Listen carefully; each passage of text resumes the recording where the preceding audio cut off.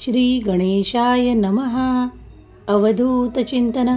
श्री गुरुदेव दत्त. श्री स्वामी समर्थ. जय जय स्वामी समर्थ.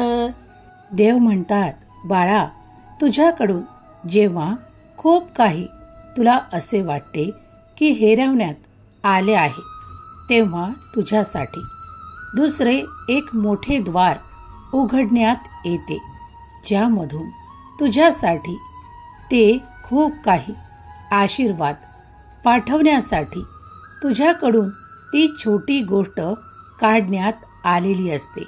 कारण तुझे भाग्य परिवर्तन करून तुझ्यासाठी खूप काही मोठे आशीर्वाद येत असतात.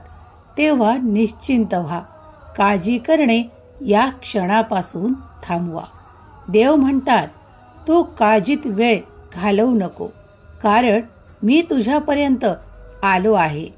ती तुला सुखाची आशा दाखवायसाठी. कारण तू भरपूर वेळेस खूप काही रडला आहेस. खूप काही तुझे मन अशांत होते. ते पाहून मला राहवत नाही. त्यासाठी मी तुला हा संदेश देत आहे. बाळा, या वेळेस जो कोणी हा संदेश ऐकत आहे, त्याच्या जीवनातील जेही काही संघर्ष आहेत ते समाप्त होतील. कारण आम्ही तुमची जी काही इच्छा आहे ती आता पूर्ण करण्यासाठी हाती घेतली आहे. तेव्हा मनाला निश्चिंत करा. ईश्वर परमेश्वर तुमची बाजू राखत आहे. कारण तुम्ही योग्य मार्गावर, ईश्वराच्या मार्गावर चालत आहात. देव म्हणतात, तुझ्याकडून काही वापस घेतले याचे दुःख मानू नको. कारण तुझ्यासाठी ईश्वर भगवंत ते एवढे मोठे काहीतरी तुला देऊ इच्छितात. त्यासाठी तुझे हात रिकामे करण्यात आले आहे. कारण आता तुझ्या हातात देव भगवंत ते देऊ इच्छितात ज्याची तुला अपेक्षा होती. जे पूर्वी तुझ्याकडे होते ते तुझी इच्छा नव्हते, ते फक्त तुझे साधन होते. आता मात्र तुझ्या इच्छेप्रमाणे तुला मिळणार आहे. तेव्हा ही वेळ आनंदाची आहे, उत्साहाची आहे. कारण देव तुझी सर्वात मोठी इच्छा पूर्ण करायला तयार आहेत. देवाने तुमची बाजू राखली आहे. तुमच्यासाठी देव असे काहीतरी पाठवू इच्छितात जे तुमच्यासाठी आज पडद्याआड आहे. ते तुमच्यासाठी एक चमत्कारिक आशीर्वाद म्हणून तुमच्या दिशेने पाठवण्यात येत आहे. देवांचे देवदूत ते घेऊन तुमच्याकडे कोणत्याही क्षणाला येणार. तुम्ही त्यांचे स्वागत करा. आनंदाने त्यांचा स्वीकार करा. कारण ते फक्त तुम्हालाच प्राप्त होतील. जो कोणी आपले कर्म नीट गतीने करतात त्यांच्यासाठी देव मोठ्या प्रमाणात आशीर्वाद देऊ इच्छितात. देव म्हणतात, खूप लोकांपासून काही जास्त अपेक्षा ठेवू नको. कारण स्वतःच्या मेहनतीवर विश्वास ठेव. हृदय स्वच्छ करा. कारण देव तुमच्याकडे खूप काही आशीर्वाद पाठवू इच्छितात. देव म्हणतात, तुझ्याकडे ते काही आश्चर्यचकित करणारे येणार आहे. आता निश्चिंत हो. देव म्हणतात, जेव्हा तुझ्या जीवनात मी आनंद पाठवतो तेव्हा तूही आनंदी हो. कारण जेव्हा तुम्ही दुःखी असता, काही कष्ट भोगत असता, तेव्हा तुम्ही ते मन नाराज करून सहन करत असता. पण आता ती वेळ निघून गेली आहे. तुम्ही जे काही सहन केले आहे त्यात तुम्ही आता पुढच्या स्तरावर पोहोचले आहात. देव म्हणतात, तुझ्यासाठी तो समृद्धीचा आशीर्वाद मी देत आहे. तुझ्याकरता तो आता एक चमत्कार असा पाठवत आहे, ज्यात तुझ्याकडे असे काही प्राप्त होणार आहे ज्याची तू खूप दिवसांपासून वाट पाहत आहेस. बाळा, तुझ्यासाठी तो आर्थिक चमत्कार लवकरच येत आहे, कारण तू त्यासाठी ईश्वराची प्रार्थना केली आहेस, देवाची वंदना केली आहेस. देवाकडे तू ते मागितले आहेस. आता देवसुद्धा प्रसन्न होऊन तुला ते देऊ इच्छितात. त्यासाठी तयार राहा. तूही सर्व बाजूंनी आपले कर्म नीट दिशेने घेऊन जा. देवानी तुला मार्ग दाखवला आहे. त्या मार्गावर जर तू चालशील तर तुला कधीही मागे वळून पाहायची आवश्यकता पडणार नाही. देवाचा मार्ग सत्याचा असतो. देवाचा मार्ग कधीही तुम्हाला मागे येऊ देत नाही. देवाचा मार्ग तुमच्यासाठी सुखकर असतो. तेव्हा तुम्हीही देवाच्या मार्गावर चालावे. त्यात तुम्हाला असंख्य आनंद प्राप्त होतील, असंख्य सुख प्राप्त होईल. देव म्हणतात, कोणतीही काळजी तुला पुढील काळात उरणार नाही. बाळा, मी तुझा देव आहे. तू माझ्यावर पूर्णपणे विसंबून राहू शकतोस. तू कर्म करत जा आणि फळ मात्र मी देईल, यात शंका नाही. कारण तू कर्म तेच करणार मी जे तुझ्यापर्यंत पाठवत आहे. देव म्हणतात, माझ्यावर पूर्ण विश्वास कर, माझ्यावर भरोसा ठेव. मी तुला कुठेही एकटे सोडणार नाही. जर तुझ्या मनात काही शंका असतील तर त्यांचे निरसन सुद्धा मीच करून देईल.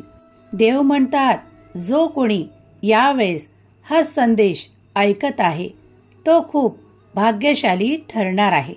कारण जो भाग्यवंत आहे तोच हा संदेश ऐकत आहे.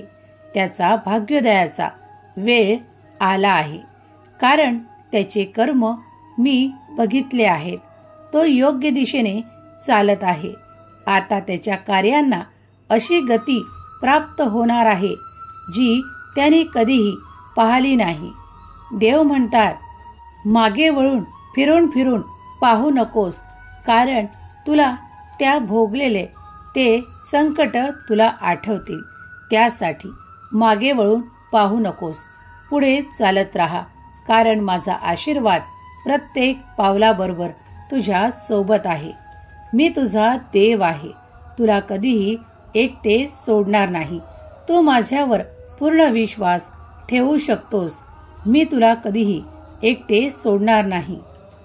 देव म्हणतात, एका रात्रीत सुद्धा मी तुझे भाग्य बदलवू शकतो. देवांना तुझ्यासाठी काहीही अशक्य नाही. जे तू यावेळेस मागत आहेस, तुझी प्रार्थना मी ऐकली आहे. ते तुला लवकरच प्राप्त होईल. ते तुझ्याकडे लवकरच येईल. हा माझा तुला आशीर्वाद. तुला आता ते कधीही कमी पडणार नाही. तुझ्या घरात खूप काही भरभराटीचा काळ येणार आहे. पुढील काळ तुझ्यासाठी सुखाचा ठरेल. कारण तू देवांची मर्जी राखून आपले कार्य करत आहेस.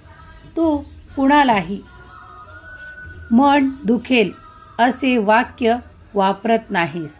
देव म्हणतात, जो कोणी इतरांचा मनाचा विचार करून आपले काही बोलतो त्यावर माझी विशेष कृपा असते. कारण प्रत्येकाच्या हृदयात ईश्वराचा निवास आहे. तसाच जसा तू आहे तसाच तोही माझाच आहे. तेव्हा प्रत्येक वेळेस बोलताना जर तुम्ही लहान मोठेपणा राखलात आणि प्रत्येकाशी प्रेमाने वागलात तर ईश्वरी कृपा तुम्हाला आपोआप प्राप्त होते. देव म्हणतात, या जगात तुझ्यासाठी मी काहीही अशक्य असे ठेवणार नाही. पण तूही आपल्या कर्मात योग्य राहा. बाळा, आपल्या कर्मांना चुकू नको. मोठ्यांना मान दे, सन्मान दे. जेव्हा ज्या गोष्टीची आवश्यकता असते ते तिथे वापरण्याचा प्रयत्न करा. देव म्हणतात, तुमची बुद्धी नेहमी जागृत ठेवा. कारण तुमच्या बुद्धीने तुम्ही तेही प्राप्त करू शकता जे कधी कधी अशक्यही वाटते. पण देवाला तुमच्यासाठी काहीही अशक्य नाही. देव म्हणतात, बाळा, तुझ्यात मी खूप काही कला गुणांना विकसित केले आहे. त्याचा उपयोग तुझ्या सुंदर जीवनात तू कर आणि तुझी प्रगती बघ. कारण मी तुला ते सर्व काही आशीर्वाद दिले आहे. त्याचा जर तू आपल्या जीवनात योग्य तऱ्हेने वापर करशील तर तुला मागे वळून पाहायची आवश्यकता कधीच भासणार नाही. देव म्हणतात, कधी कधी तुम्हाला जर तुमचा राग अनावर होत असेल तर त्यासाठी तुम्ही थोडे मनाला शांत करण्यासाठी नामस्मरणाचा सहारा घ्या. कारण नामस्मरणामुळे तुम्हाला ती ताकद प्राप्त होते. तुमचे मन शांत व्हायला लागते.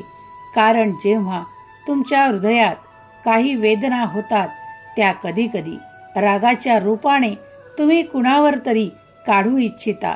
त्यापेक्षा त्यावेळेस थोडा वेळ शांत बसा, दीर्घ श्वास घ्या आणि आमचे नामस्मरण करा. देव म्हणतात, तू जेव्हा जेव्हा खूप शांततेने माझे नामस्मरण करशील मी तेव्हा तेव्हा तुझ्या प्रत्येक कार्याला सहाय्यक होईल. देव म्हणतात, तुला पुढे जायचे आहे ना, मग तो मार्ग मी तुझ्यासाठी प्रशस्त करील. कारण तुला तो मार्ग सुखाचा व्हावा हीच माझी अपेक्षा आहे. देव म्हणतात, बाळाने पुढे यावे, प्रयत्न करायला तयार राहावे. तो तेही प्राप्त करेल ज्यासाठी तो आज शंका बाळगतो. देव म्हणतात, तुला शंका बाळगायचे काहीही कारण नाही. कारण तुझा देव मोठा आहे. तुला तेही देईल जे तुझ्यासाठी तुला अशक्य वाटत आहे. देवांसाठी सर्व काही शक्य आहे. देव म्हणतात, या जगात वावरताना कधी कधी काही गोष्टींकडे दुर्लक्षही करणे शिका. कारण कधी कधी तुम्हाला असेही भेटतील जे तुम्हाला मागे खेचू इच्छितील. पण तू मागे राहू नकोस. मी तुला आपला हात देत आहे तो पुढे यायसाठी. तू ज्या मार्गावर चालत आहे तो मार्ग योग्य आहे. आता थांबू नको. जेव्हा कोणी तुला चांगला मार्ग दाखवेल तेव्हा त्याचे 2 बोल ऐकून घे आणि पुढे चालत राहा.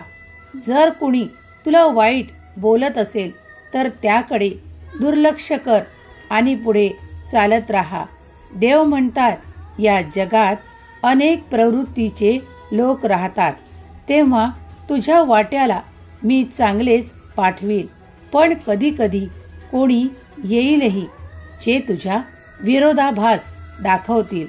तेव्हा मात्र तू शांत राहा आणि आपला मार्ग सोडवू नको. कारण तेच आहेत. ते आहेत नकारात्मक शक्तींचे विचार जे तुझ्याकडे येतील, तुला मागे खेचण्याचा प्रयत्न करतील. बाळा, तेव्हा सावधान, मनाला शांत करून देवाकडे वळवा.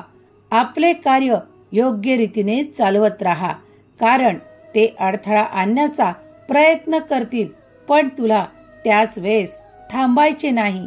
मनात निश्चित कर की मला पुढे जायचे आहे. देवाने माझा मार्ग सुखाचा केला आहे. मला फक्त पुढे चालायचे आहे. बाकी सर्व काही देव सांभाळत आहे. यावर विश्वास ठेवा. मी तुला कधीही मागे राहू देणार नाही. तुझी ती प्रगती साधल्या जाईल.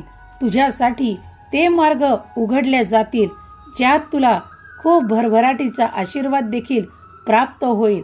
तुझ्यासाठी ती सुख प्राप्त होतील ज्यासाठी तू प्रयत्न करत आहेस. बाळा, मी पुढील काळात तुला यशाने परिपूर्ण करेल. तुझ्यासाठी ते आशीर्वाद, ते चमत्कार येत आहेत जे प्राप्त होताच तुझे मन आनंदाने भरून उठेल. तुझ्या जीवनात सुखाचा आरंभ होईल. कारण तू माझा प्रिय आहेस. मी तुझ्यावर प्रेमाचा वर्षाव करू इच्छितो, तेव्हा तू आणि तुझे संपूर्ण कुटुंब माझ्या आशीर्वादाने परिपूर्ण आहे. सुखी रहा बाळा, तुझे कल्याण होईल.